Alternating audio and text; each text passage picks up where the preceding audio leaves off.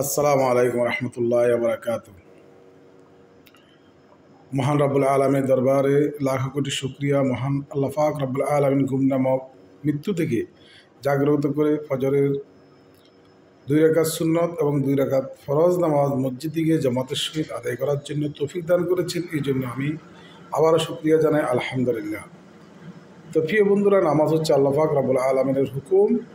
এই আল্লাহ পাক রব্বুল আলমের হুকুমটা প্রত্যেক মুসলিম নরনারীর জন্য হচ্ছে কি ফরজ।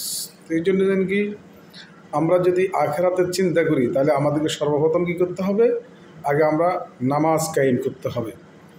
আল্লাহ পাক রব্বুল আলামিন বলেছেন, আউয়ালু মা ইউহাসবিল আবদি ইয়াউমাল কিয়ামাতিস সালাহ, সর্বপ্রথম আমি বান্দার নামাজের হিসাব নেব।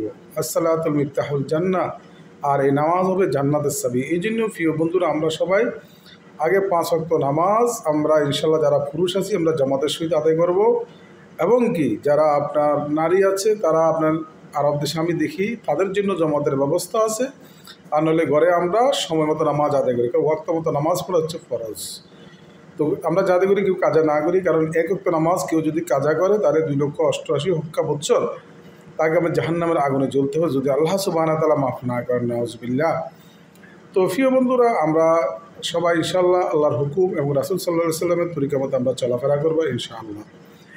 প্রিয় বন্ধুরা, এবং আমরা সবসময় জিকির ফিকিরে দেবো। উত্তম জিকির হচ্ছে কোরআনে পাক তেলাওয়াত, এবং আরও অনেকগুলো আপনার তসবিহ তাহলিল আছে, এগুলো আমরা ইনশাআল্লাহ আদায় করব।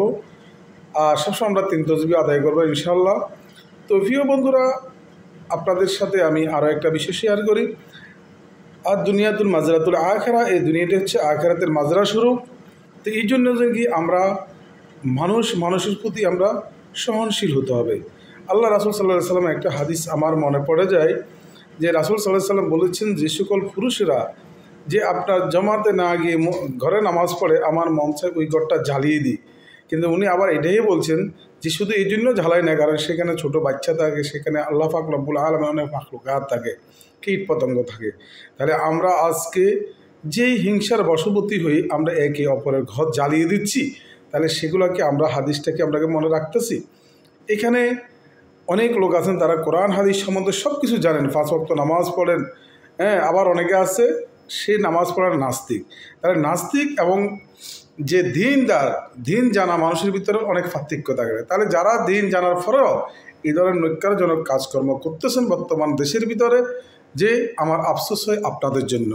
কারণ আপনি তো সব কিছু জানেন, বুঝেন, সব কিছু আপনি বুঝতে পারেন, তাহলে আপনি কেন আরেকজনের ঘরে আগুন দিবেন, আরেকজনের ঘর ভাঙচুর করবেন? এটা কিন্তু কোনো অবস্থায় কাম্য নয়। এই জন্য যেন কি মানুষের প্রতি সহনশীল হতে হবে, এবং মানুষের প্রতি আপনার কী করতে হবে? মহাব্বতী হইতে হবে।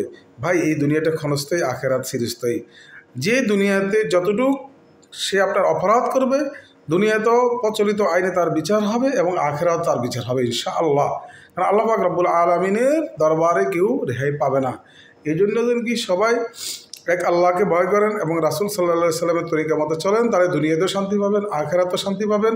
এবং সবাই আপনার সমগ্র বাংলাদেশের জন্য, মানুষের জন্য আল্লাহ পাক রব্বুল আলামিনের কাছে দোয়া করেন, আল্লাহ যাতে আমাদের দেশটাকে সুখ শান্তিতে বসবাস করার জন্য সবাইকে তৌফিক দান করে, এবং একে অপরের প্রতি যেন মহব্বত সৃষ্টি হয়। এই জন্য সবাই আমরা দোয়া করতে হবে। ওয়া আখিরু দাওয়ানা আলহামদুলিল্লাহি রাব্বিল আলামিন। আসসালামু আলাইকুম ওয়া রাহমাতুল্লাহি ওয়া বারাকাতুহু।